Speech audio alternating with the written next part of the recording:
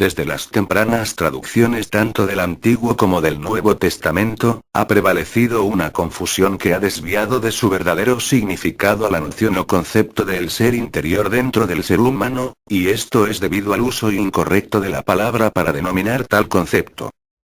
Hablamos del espíritu. El uso extendido de la palabra alma es totalmente inapropiada al referirse a la parte inmortal de nosotros, la cual, de acuerdo con las religiones judeocristianas, sobrevive a la muerte y es eterna.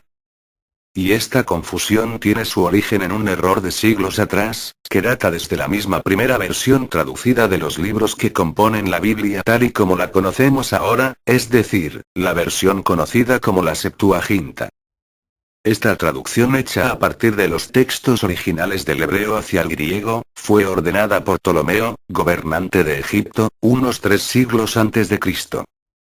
La historia nos dice que, de acuerdo con su idea de la creación de lo que llegaría a ser la famosa Biblioteca de Alejandría, Ptolomeo fue convencido por Demetrio de Falaró, su bibliotecario en jefe, de la necesidad de tener dentro de ella los libros sagrados de los israelitas, debido a la relevancia e importancia de su contenido. Y así, Ptolomeo envió a Jerusalén algunos delegados, dentro de ellos Aristeo, un oficial de la Guardia Real, para solicitarle a Eleazar el sumo sacerdote de los judíos, les proveyera una copia de la ley, así como a los sabios israelitas educados en el templo de Jerusalén capaces de traducirla al griego. La delegación fue exitosa. Una copia ricamente ornamentada de la ley fue enviada a Ptolomeo junto con 72 israelitas, 6 de cada tribu, quienes fueron asignados para ir a Egipto y llevar a cabo el deseo del rey Ptolomeo. Fueron recibidos con grandes honores, y durante 7 días asombraron a todos con la sabiduría que mostraron, al responder 72 preguntas que les fueron formuladas. Después, fueron conducidos a la solitaria isla de Faros, donde comenzaron su trabajo de traducir la ley, ayudándose mutuamente y comparando sus traducciones particulares conforme las iban completando. Leyendas y mitos posteriores arguían, que cada uno de ellos hizo su propia versión sin consultar a los demás y que cuando compararon los trabajos finales, estos eran idénticos. Esto, por supuesto, es falso. De hecho, existen muchos testimonios históricos, incluyendo la carta de Aristeo a su hermano Filócrato, que afirma lo contrario a esa leyenda. Y más aún. Jerónimo, el traductor de la Septuaginta a su versión latina, Vulgata, descartó esas leyendas como meras fábulas llenas de falsedad. Como sea que hubiera sido, finalmente la traducción fue completada y el rey, pareció muy satisfecho con el trabajo y lo colocó dentro de su nueva biblioteca.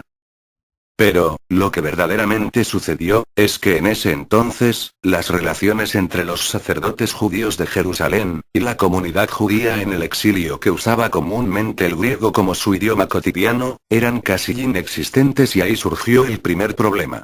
Confiar la traducción a los sacerdotes judíos de Egipto, que aun cuando muy capaces de manejar las sutilezas del griego, estaban muy lejos de poseer la sabiduría de los ilustres sacerdotes, educados a la sombra del templo de Jerusalén, o depender de los expertos en la ley hebrea, residentes en Judea, cuya comprensión del griego era vaga. Y para abundar, había otro problema adicional, como lo explica Brenton, el experto en versiones traducidas de la Septuaginta. Una dificultad que ellos tuvieron que sobrepasar fue la de introducir ideas teológicas, de las cuales ellos, solo tenían los términos correctos en hebreo, al lenguaje de los gentiles, el cual para ese entonces carecía de nociones religiosas, más allá de las propias de los paganos. He ahí la necesidad de usar muchas palabras o frases tratando de darles un nuevo y apropiado sentido. Estos señalamientos, no tienen como intención quitarle valor a la versión Septuaginta. Su objetivo es más bien el mostrar las dificultades que los traductores tuvieron que enfrentar y las razones por las cuales en algunos aspectos fallaron. Así como también el tratar de llegar al pensamiento que ocupaba la mente de algunos que exaltaron esta versión como si poseyera algo que reflejara, una autoridad alineada con el texto en hebreo mismo. Había 2 palabras en hebreo que carecían de equivalente en griego en aquella época. Roa, espíritu en género femenino y, nepesh, alma en masculino. El koinos era el dialecto en boga, ambas fueron traducidas como siche, la que asimismo fue usada para traducir del hebreo hacia el griego una tercera palabra, la palabra mente, por lo cual siche vinieron a significar, indistintamente, mente, espíritu y alma. Roa, fue la palabra usada en los textos originales, para describir algo que es inmortal y etéreo. Contrariamente a Nepesh, que se refería a algo material, físico, que podía ser tocado, comido y ciertamente no inmortal. En algunas versiones bíblicas modernas, muy debatidas dentro de sus respectivas comunidades, sus revisores han corregido a partir de 1960, estas discrepancias, cambiando el término alma, por el de persona, o ser. Aunque han sobrevivido errores como sucede en las versiones revisadas de la traducción conocida como Casiodoro de Reina y Cipriano de Valera, donde Pablo hace una cita bíblica, usando el término que venía en la Septuaginta, que si usted la sigue, no corresponde a la letra del versículo citado en esa misma Biblia. Así, en las versiones revisadas posteriormente a 1960, en 1 de Corintios capítulo 15 versículo 45, Pablo afirma: así también está escrito. Fue hecho el primer hombre Adán, alma viviente. El texto citado está en Génesis capítulo 2 versículo 7, dice: y fue el hombre un ser viviente. Como puede apreciarse, este segundo texto fue ya corregido aun cuando el revisor tímidamente usa la palabra ser, en lugar de la original del texto hebreo que es espíritu. El texto de Pablo, no corregido aún probablemente por omisión o descuido, permanece apegado a la versión Septuaginta, con el uso inapropiado de la palabra alma en lugar del término espíritu. Probablemente se percató Pablo de esto porque a continuación explica: el postrer Adán, espíritu vivificante.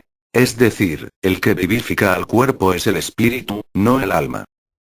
Es por esto que muchos creyentes en las religiones cristianas acostumbran todavía hoy en día, seguir denominando al espíritu como alma. A continuación algunos ejemplos de las discrepancias entre ambos conceptos que ilustran esto. Donde el alma es mortal. Y el varón incircunciso, el que no hubiere circuncidado la carne de su prepucio, aquella alma será cortada de su pueblo. Ha violado mi pacto, Génesis 17, 14. Cuando Jehová tu Dios ensacharé tu territorio, como él te ha dicho, y tú dijeres: comeré carne, porque deseaste comerla, conforme a lo que deseaste podrás comer, Deuteronomio 12, 20. Y aconteció que, presionándole ella cada día con sus palabras e importunándole, su alma fue reducida a mortal angustia, Jueces 16, 16. Que le hace que su vida aborrezca el pan, y su alma la comida suave, Job 33, 20. Pero yo, cuando ellos se enfermaron, me vestí de cilicio. Afligí con ayuno mi alma, y mi oración se volvía a mi seno, Salmo 35, 13. Donde el alma es inmortal. Y aconteció que al salírsele el alma, pues murió, llamó su nombre Benoni. Mas su padre lo llamó Benjamín, Génesis 35, 18. Y amarás a Jehová tu Dios de todo tu corazón, y de toda tu alma, y con todas tus fuerzas, Deuteronomio 6, 5. Y ella dijo: oh, Señor mío. Vive tu alma, Señor mío, yo soy aquella mujer que estuvo aquí junto a ti orando a Jehová, Samuel 1, 26. Dios redimirá su alma para que no pase al sepulcro, y su vida se verá en luz, Job 33, 28. Porque no dejarás mi alma en el Seol, ni permitirás que tu santo vea corrupción, Salmo 16, 10. Veamos lo que el Padre y los huestes espirituales nos dicen en el Tercer Testamento, con relación al alma. De ese hálito de vida que vibra en toda la creación, formó Dios el alma humana. Mas no confundáis al espíritu con el alma. El espíritu es esencia y el alma es sustancia. El espíritu es parte del mismo Padre, el alma es el elemento sutil por medio del cual el espíritu se manifiesta en el universo material. Aun siendo tan etérea y diáfana el alma, ¿creéis que existía antes de la creación material? No, hermanos. Es el espíritu el que ha existido desde antes de que fueran los mundos materiales y no necesita de más sustancia que el amor divino de donde brotó, libro de los protectores. La materia es, tan solo, una fugaz vestidura. Ya reconocéis que no solo sois sustancia sino también esencia, porque sabéis que donde termina el hombre, no es el final en el camino del espíritu. Y preguntáis: Maestro, ¿entonces es posible que lo que es esencia se mezcle con lo que es materia? Y yo os digo: sí, mis hijos, porque el Padre que es omnipotente y omnipresente, está en todo lo creado que tenga vida. Tercer testamento, álbum de la sabiduría.